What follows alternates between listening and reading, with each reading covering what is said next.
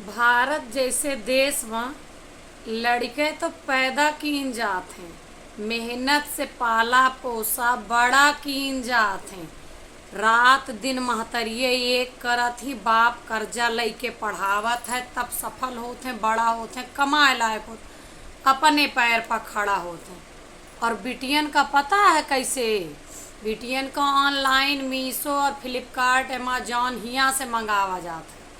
बिटियन का पाले में न तनिको मेहनत लागत है, यह देश में न तनिको पैसा खर्च होता है, न तनिको पढ़ाई में उनके लागत है, ना कोनो प्रयास करत है।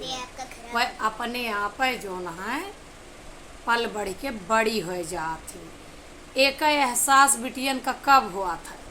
जब वह पहुंचा थी ससुराल, तब हुआ था। उनका एहसास एक पल पल एहसास दिलावा थी कि बड़ी मेहनत से पाले पोसे रन, सारी मेहनत पानी फिर